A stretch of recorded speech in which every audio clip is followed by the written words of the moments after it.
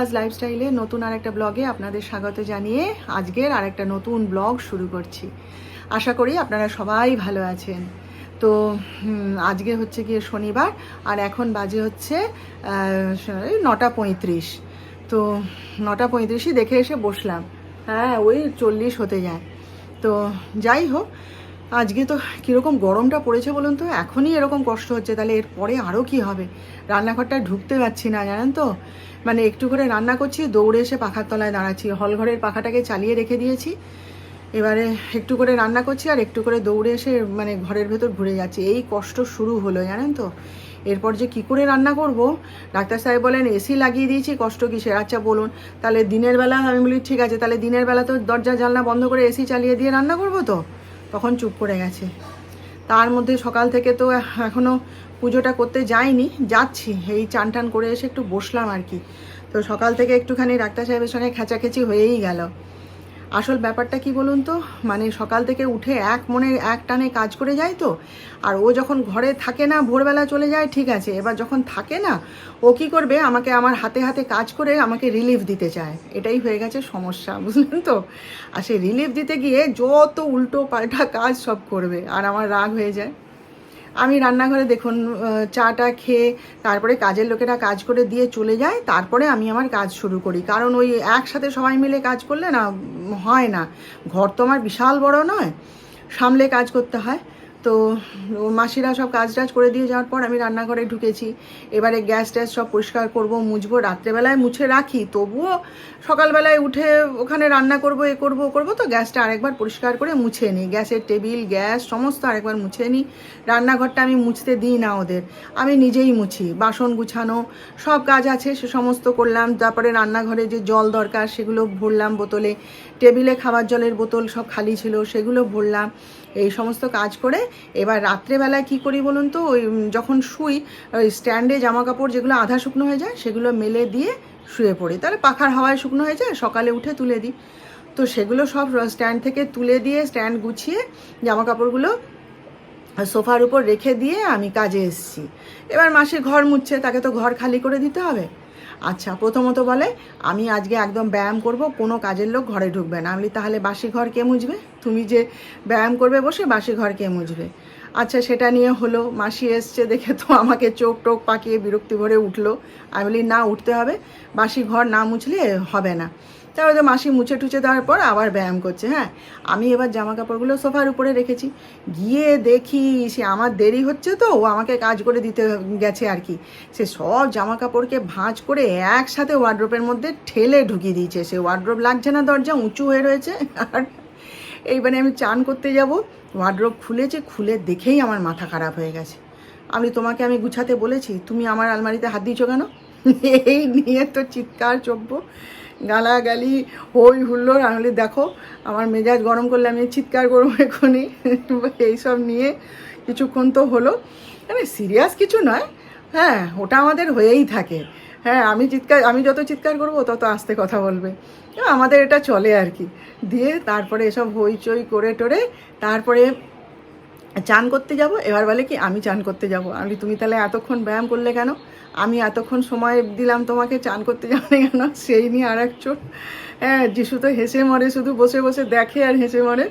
তারপরে কালকে রাতে কি হয়েছে, রাত্রি 2:30টার সময় ফিরেছে ডাক্তার সাহেব, জানেন তো। যিশু চলে এসছে, ডাক্তার সাহেব রাত্রি 2:30টার সময় ফিরে এবার তখন 2:30টার সময় কি আর খাওয়া যায়? এবারে অত কষ্ট করে আমি রুটি তরকারি করলাম, সে খায়নি। তবে কালকে রাতে আর কিছু বলিনি। সকালে উঠে বলছি তাহলে রুটি তরকারিগুলো মাসিদের দিয়ে দিই। না আমি খাবো, না আমি খাবো। তুমি এই গরমের মধ্যে সকালবেলায় রুটি খেয়ে তুমি হজম করতে পারবে? হ্যাঁ আমি খাবো।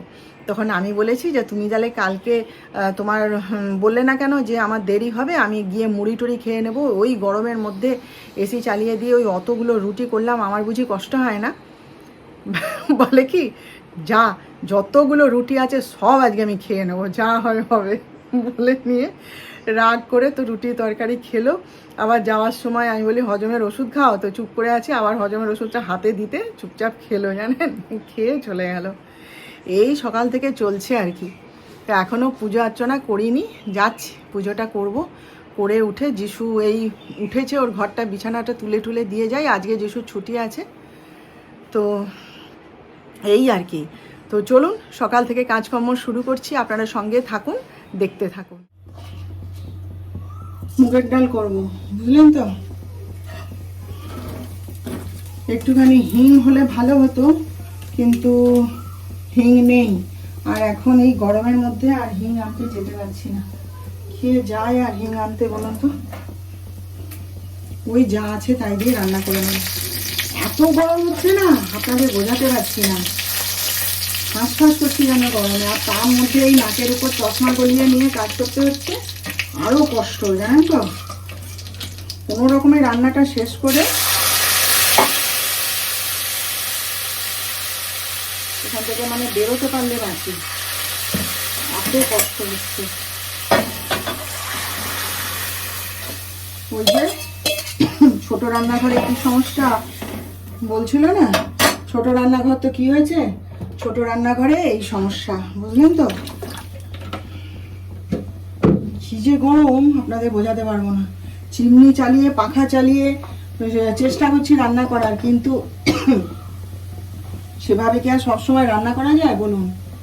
ডাক্তার সাহেব বলছে কি, যে কথাটা বলছিলাম, ডাক্তার সাহেব বলছে এইটা এত রুটি তরকারি সব খেয়ে নিলাম, তোমার খাবার নষ্ট করলাম না, তোমার কষ্ট দূর করে দিলাম, সব খাবার খেয়ে নিলাম, আজকে আমি আর খেতে আসছি না লাঞ্চ, আমি একবারে ডিনার খাবো।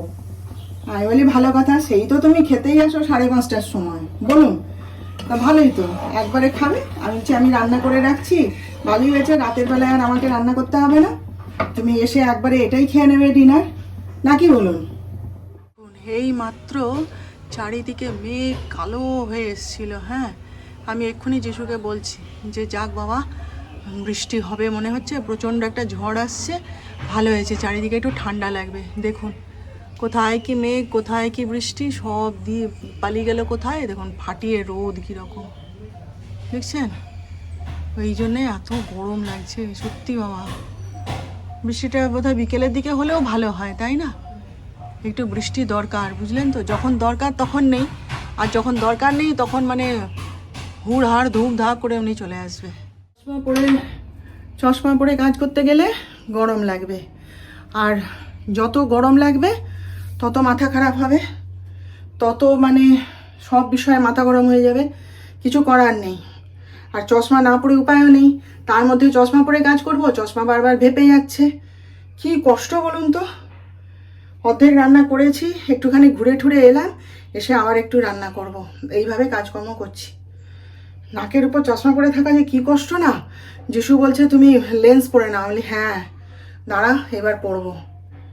যত গরমে নাকে চশমা পরে থাকে না, বেশি গরম লাগে দেখবেন। আর গরম লাগলেই ব্যাস মাথাও গরম হয়ে যাবে, তখন মানে সব বিষয়ে মাথা খারাপ, বিরক্তি লাগবে, কিছু করার নেই। দেখুন কীরকম মাথা গরম হয়, দেখুন। পুজো করে উঠে এসে দুধটাকে বসালাম, হ্যাঁ, গোপালের জন্য দুধটা তুলে রাখলাম, রেখে দুধটা বসালাম। এই আপনার মিনিট 5-একও হয়নি, দুধটা ঢেলে রেখে পূজায় গেছিলাম। দেখুন যা বসালাম উনুনে, দেখুন পুরো দুধটা কেটে গেল, দেখছেন। আর কি বিকট গন্ধ দুধটায়, দেখুন। আর এই যে এখানে বাসি দুধটাকে ফুটিয়ে রাখছি, যা হোক একটু চাটা এসে তো খাওয়া যাবে। দেখুন কীরকম মাথা গরম হয় বলুন, ওই অতটা দুধ কেটে নষ্ট হয়ে গেল। এই মানে গরম পড়লো আর এই মদনের শুরু হয়ে গেল। হ্যাঁ, অর্ধেক দিন দুধ নষ্ট হয়ে যাবে। হয় ও বাসি দুধ দিয়ে যায়, আর নইলে দুধের মধ্যে না বাজে জল মিশায়, জানেন তো। কি বটকা একটা গন্ধ দুধে, তার মানে দুধটা কতদিনের দুধ, বাসি দুধ। আমি মাকে ফোন করছি, কিন্তু মা ফোন ধরছে না। মাকে বলতাম কথাটা, ডাক্তার সাহেবকে এক্ষুনি ফোন করলাম যে 1 লিটার দুধ নিয়ে আসতে, নইলে সারাদিন ওরা খাবে কি বলুন। আর এটা কালকের বাসি দুধ ছিল, ওরা খায়নি, তো আমি একটু চা খেলাম আর দুধটা ফুটিয়ে রাখছি। চাটা যা হোক খাওয়া হবে, দুধ যদি না পায় সারাদিন তো মানে খেতে হবে, ওরা দুধ টুধ খাবে কি তাহলে। কীরকম রাগ ওঠে বলুন। এ দেখবেন এখন এই দুদিন ছাড়া মদনের এই দুধ নষ্ট হয়ে যাবে। এই গরম পড়লো আর শুরু হয়ে গেল। সাহেবকে অনেকবার বলেছি জানেন তো, যে গরুর দুধ বন্ধ করে দাও, দিয়ে প্যাকেট দুধ নাও। হ্যাঁ, প্যাকেট দুধ নিলে সুবিধাও, আর খেতেও মানে কি বলবো ভালো। হ্যাঁ, আর এই গরুর দুধে অনেক ঝামেলা, 14 বার ধরে ফুটাতে হবে, এ করতে হবে ও করতে হবে। হ্যাঁ, প্যাকেট দুধ আমি ফুটিয়ে ফ্রিজে রেখে দিলাম, বের করে করে খাচ্ছি, এ করছি ও করছি, কোনো অসুবিধা নেই। আর এই যত গরম পড়বে না ভাই, এই গরুর দুধ নিয়ে শুরু হবে যন্ত্রণা, জানেন তো। প্রায় দিনই দেখবেন আমি আপনাদের বলবো দুধ কেটে যাচ্ছে। এবার প্রতিদিনই আমি এই গরম পড়লে মানে 3বার করে তো ফুটাই, আর দুধটা আসার সঙ্গে সঙ্গে গ্যাসে বসিয়ে দিই, জানেন তো। আজকে ওই যে পুজো করছি, পুজো করতে করতে উঠে এসে এবারে দুধটা নিয়েছি, নিয়ে আমি বলি পুজোটা শেষ করি তারপরে এসে ফুটাবো। পূজার মাঝে কি ফুটানো যায় বলুন তো দুধটা? ব্যাস ওইটুকু সময়ের মধ্যে বোধহয় 5 মিনিটও নয়, ওই 3-4 মিনিট হয়েছে, ঠাকুরকে আরতিটা করে উঠে এসেছি, এসে গ্যাসটা জ্বেলেছি, ব্যাস। কিরকম রাগ ধরে জানেন। ডাক্তার সাহেবকে অনেকবার বলেছি প্যাকেট দুধ নাও, এই গরুর দুধ বন্ধ করে দাও, তো ও রাজি হয় না, বলে কি যা আছে থাক, তবু তো গরুর দুধ পেটে পড়ছে। আরে সেটা কথা নয়, গরুর দুধের থেকে আমুল দুধটা অনেক ভালো, বললে কি হবে। আসলে কি বলুন তো, সত্যি কথা বলতে আমাদের এখানে না বাড়ি বাড়ি মানে যে প্যাকেট দুধটা এসে কেউ দিয়ে যাবে সেটা কেউ নেই। একজন ছিল পাড়াতে, আসতো দেখেছি, এখন আর তাকে আসতে দেখি না। আর যার তার কাছ থেকে ওরকমভাবে দুধ নেওয়া যায় না। এবার প্রতিদিন সকালে হাঁটতে হাঁটতে গিয়ে দোকান থেকে দুধ নিয়ে আসা, সে আমার পক্ষেও সম্ভব হবে না। আর ডাক্তার সাহেবের তো সময়ই নেই, সে তো 50টা কাজে ছুটছে, তাহলে কাকে বলবো বলুন। আমার সন্ধ্যাদি রয়েছে, ওকে বললে না হয়, আমি ভাবছি তাই যিশুর সঙ্গে তাই কথা বলছি, আমি তোর বাপিকে জিজ্ঞেস করি দাঁড়া, ওকে টাকা দিলে ও ঠিক প্রতিদিনের দুধটা প্রতিদিন এনে দেবে। আগে কিন্তু দিত, যখন আমাকে ডাক্তার বলেছিল যে গরুর দুধ খাওয়া যাবে না, ওই ডবল টোন মিল্ক খেতে হবে, তখন কিন্তু চন্দাদি এনে দিত। দেখি আজকে ডাক্তার সাহেবকে বলবো আরেকবার। আমার ভাল লাগে না জানেন তো, কাহা তো পারা যায় বলুন তো, সকাল থেকে যে মানে কোন দিকে যাই না আমি ঠিক করতে পারি না। এই যে দেখুন মুগের ডাল, আর এখানে বেগুন ভাজা, আর এই যে ফুলকপির তরকারি, আর এটা এখানে হচ্ছে এই যে মাছ ভাজা, ব্যাস। আর গোপালকে অন্ন দেওয়া হয়ে গেছে, আজকে ঘি ভাত দিয়ে দিয়েছি। আর তো কিছু নেই, দুধ নেই, কোথায় পাবো বলো, নিজেরা খেতে পারলাম না, সেই দুধ কি ওকে দেবো? ওই জন্য ঘি ভাত দিয়েছি আজকে ওকে খেতে। আর এবার একটু ডিম ভাজবো, যিশু খাবে, দিয়ে আমরাও খেয়ে নেব। চলুন তাহলে পরে দেখা করবো। গুড ইভিনিং বন্ধুরা। তো পোহা বানাবো সন্ধ্যার জল খাবারে। হ্যাঁ, এই যে কড়াইতে তেল গরম হতে দিয়েছি, আর এই যে এখানে এই চিঁড়েটা বের করে নিয়েছি। এই চিঁড়েতে পোহা খেতেই আমরা ভালোবাসি। আর একটা যে চিঁড়ে হয়, কি চিঁড়ে বলে সেটাকে, সরু চিঁড়ে নাকি বলে, ওতে একদম ভালো লাগে না পোহা খেতে। ডাক্তার সাহেব যদিও বলেন যে ওই চিঁড়েতেই তো খেতে হয়, কিন্তু আমরা খাই না, আমরা এই চিঁড়েতে খেতেই ভালোবাসি। এই যে, আর এই যে সব কেটে কুটে নিয়েছি, যা দিয়ে দিয়ে বানাবো সমস্ত। আর ততক্ষণ কড়াইতে তেলটা গরম হোক। আর এই যে ডাক্তার সাহেব দুধ এনে দিয়েছে, এই এক্ষুনি এনে দিয়ে গেল, তখন তো পাইনি। আর নিজে তো খেতেই এলো তখন 5টা 40 হয়ে গেছে সেই সময়। তারপরে এখন একটু বেরোবো ভাবছিলাম, জানেন তো, কাজ ছিল একটুখানি, কিন্তু যা ভ্যাপসা একটা গরম না বাইরে। আর আজকে আমার কেন কি জানি শরীর খুব অস্থির করছে, ভীষণ একটা মানে মানে এই গরম লাগছে কীরকম একটা অদ্ভুত ধরনের, না বোঝাতে পারছি না। এক্ষুনি ঠান্ডা জলে আবার চান করে এলাম জানেন, কিন্তু তবুও অসহ্য গরম লাগছে। সেই জন্য ভাবলাম না আর বেরোবো না। তো এই যে দুধটা এনে দিয়ে গেছে, এটাকে এবার গরম করব, করে মা বেটা একটুখানি ভালো করে চা খাবো জানেন। তো চলুন, হ্যাঁ পোহাটা বানিয়ে নিই আগে। ডাক্তার সাহেব সন্ধ্যাবেলায় বেরোনোর আগে একটা জিনিস আমার হাতে দিয়ে গেলেন, দাঁড়ান দেখাচ্ছি দেখাচ্ছি, দাঁড়ান, হাতে তুলতে পারছি না, দাঁড়ান দেখাচ্ছি। এই যে দেখুন, এতগুলো খুচরো টাকা। এরকম না, ও মাঝে মাঝে আমাকে এরকম প্যাকেট ভর্তি করে এরকম খুচরো টাকা হাতে দিয়ে যায়, জানেন তো। তুমি নেবে এগুলো, আমি কি করব, আমার লাগবে না, তুমি নাও বলে খুচরো টাকাগুলো দিয়ে যায়। আর বলে কি, এই যে আমার এই যে কিডি ব্যাংক, বলছে ওর মধ্যে ফেলে দাও। কিন্তু ব্যাপারটা হচ্ছে, আমি বলেছি যে ওর মধ্যে আমি 10 টাকা ছাড়া কিছু ফেলবো না। তাহলে এই খুচরো টাকাগুলোর আমি কি করব? ওরকম মাঝে মাঝেই জানেন তো প্যাকেট ভর্তি করে আমাকে খুচরো টাকা দিয়ে যায়। অনেক পেশেন্ট আছে তো, যারা এরকম 10 টাকার কয়েন, 5 টাকার কয়েন, 200 টাকা, তো ওরকম 10 টাকা করে, তারপরে 5 টাকা করে, এরকম বহু ওরকম প্যাকেট ভর্তি করে কয়েন দিয়ে যায়। তো সেগুলো ডাক্তার সাহেব আমাকে দেন। আমি ওই ব্যাংকে ইয়েতে ফেলে দিই, আমার কিডি ব্যাংকে। তো ওটা বেশ মজা লাগে জানেন তো। বাড়ির সবাইকে বলে দেওয়া আছে, ডাক্তার সাহেবকে, যিশুকে, সবাইকে, যে ওর মধ্যে 10 টাকা ছাড়া কোনো কিছু ফেলবে না। তো ওরা, যিশু দেখি মাঝে মাঝে সে টুক করে ওর মধ্যে ফেলে দিল, মা তোমার 15 টাকা ফেলে দিলাম, মা তোমার 20 টাকা ফেলে দিলাম, এমন করে ফেলে দেয়। আর ডাক্তার সাহেব তো ফেলে না, হাতে দেয়। তো এই বেরোনোর আগে এক গুচ্ছের খুচরো পয়সা দিয়ে গেছে, কিন্তু ওর মধ্যে একটাও 10 টাকার কয়েন নেই, কি দুটো 5 টাকার কয়েনও নেই, ফেলবো। সব 2 টাকা, 1 টাকা এরকম কয়েন। বলে অনেক দিন ধরে এগুলো পকেটের মধ্যে ঝনঝন করছে, এ নাও তুমি নাও। তা আমি বললাম না, মাটির ভাঁড়ে আমি জমাই না টাকা। মাটির ভাঁড়ে টাকা জমালে কেন কি জানি আমার না টাকা জমে না, মাটির ভাঁড়টা ঠিক ভাঙা হয়ে যায় জানেন তো। আর উপরে দোতলায় আমার যা, শাশুড়ি, ওরা সবাই মিলে, ওদের তো খুব মজা লাগে আমার ওদের এটা দেখতে। দুটো মাটির ভাঁড় কিনেছে জানেন তো, একটার গায়ে লেখা টাকা আর একটার গায়ে লেখা পয়সা, দুটো পাশাপাশি রেখে দিয়েছে। আমি একদিন দেখে হেসে মরে যাই। বলে হ্যাঁ, এটার মধ্যে টাকা ফেলা হবে, যে যা পারবে টাকা এর মধ্যে ফেলো, নইলে যখন ভাঁড় ভাঙা হয় তখন নাকি অসুবিধা হয় পয়সা গুনতে, ওই জন্য। তা মা সেদিন বললো কি, টাকা 2000 টাকা নাকি জমেছিল আর পয়সা। তো ওদের তো আবার সেই ঠাকুর ঘরে রাখা ছিল জানেন তো, মাটির পয়সার ভাঁড় ঠাকুর ঘরে রেখে দিয়েছিল। প্রথম যে পয়সার ভাঁড়টা, বড় যে পয়সার ভাঁড় ছিল একটা, ওদের বিশাল বড় একটা পয়সার ভাঁড় ছিল, ঠাকুর ঘরে রাখা ছিল। ওরা সব ঠাকুরের জন্য জমায় তো, খুচরো পয়সার কি হবে, ঠাকুরের কাজেই লাগানো হয়। তো সে জমিয়েছিল, তারপরে সে কে চুরি করে নিয়েছে, ঠাকুর ঘর থেকেই চুরি করে নিয়েছে। এখন কাকে ধরা যাবে বলুন, কে নিয়েছে এখন কি করে জানবো। মিস্ত্রিরা কাজ করছিল, তারপরে আছে কাজের লোকেরা ওখানে ঘর ঠর মুছতে যায়, হ্যাঁ, ছাতের উপরে তখন ঠাকুর ঘর ছিল, কে নিয়েছে কি করে বলবো। সেই নিয়ে তো খুব হইচই করলো ওরা, তারপরে তো পাওয়া যায়নি। তারপরে দেখি মায়ের ঘরে ওরকম দুটো মাটির ভাঁড় রেখে দিয়েছে, একটার গায়ে লেখা টাকা, একটা গায়ে লেখা পয়সা। তো আমি তো মাটির ভাঁড়ে টাকা জমাই না, আমার মাটির ভাঁড়ে কেন জানি না টাকা জমে না। মাটির ভাঁড়ে ফেললেই মানে টাকা, সে ভাঁড় আমি ভাঙতে বাধ্য হই, এমন অবস্থা আমার হয়ে যায়। ওই জন্য এই প্লাস্টিকের এই কিডি ব্যাংকটা কিনে এনেছি। আমি বলি দেখো, এর মধ্যে সবাই 10 টাকা করেই ফেলবে, তার মানে খুচরো পয়সা কেউ ফেলবে না, আর কোনো কিছু ফেলবে না। তো তাহলে ওইগুলো আর কী করবো, ব্যাগে রেখে দিই, বাজার টাজার গেলে লাগবে, তাই না। দিন আগে জানেন, ওই আমি তো ওপাশে যেতে পারিনি, আর যেতে পারিনি মানে যাইনি, কারণ আমাদের সারদা ভিডিও যেটা, সেটা 12টার সময় খোলে তো, আর 12টার সময় কি আর তখন যাওয়া সম্ভব বলুন, সেই জন্য আমি আর যাইনি।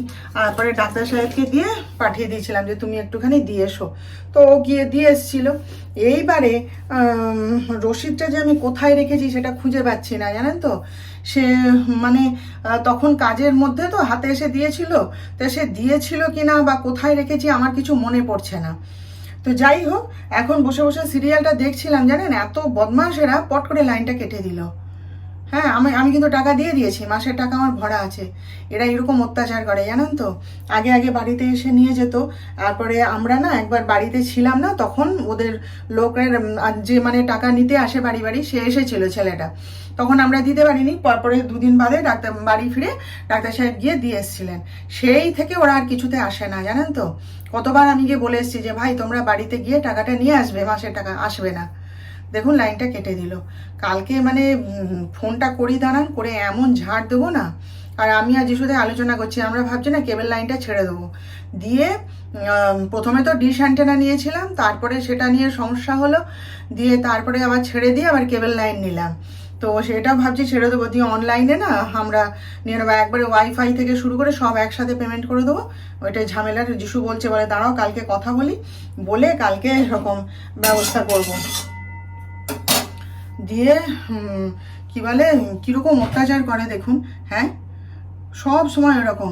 আর ডাক্তার সাহেবকে তো মানে ফোন করলাম, আমাকে যাওয়ার সময় বলে গেছিলো, সকালবেলায় বাসি রুটি খেয়েছিল তো রাগ করে আমার ওপরে, দিয়ে তারপরে দুপুরবেলায় ওই বিকেলবেলায় যখন 5:30-6টার সময় ভাত খেতে এসছে, তখন বলে কি আমার সকালবেলায় রুটি খেয়ে গিয়ে আমার খুব পেট ব্যথা করছিল। তো আমি তখন কি একটা কাজে ব্যস্ত ছিলাম, আমি অত গা করিনি, মাথা নেড়ে এ করলাম। আমি তোমাকে তো বলেছি তুমি খেও না বাসি রুটি, খেলে কেন? আমি ওগুলো কাজের দিদিকে দিয়ে দিতাম, তারা যত্ন করে নিয়ে যায়।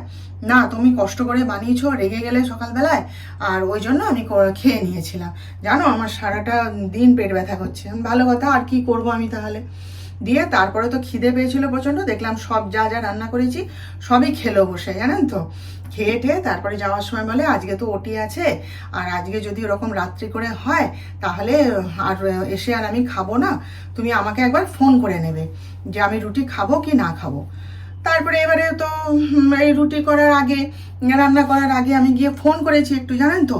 সে আমাকে কি জোর খেঁচানি দিল জানেন, দিয়ে ফোন রেখে দিয়েছে, থামো আমি এখন কাজ করছি, রাখো ফোন বলে রেখে দিয়েছে। তারপরে কিছুক্ষণ বাদে মনে হয় সম্বিত ফিরেছে, যে আজকে সকাল থেকে তো বউ বিগড়ে আছে কি জানি বলে আবার আমাকে উল্টে ফোন করেছে, কি হয়েছে বলো। আমি বলি না কিছু হয়নি।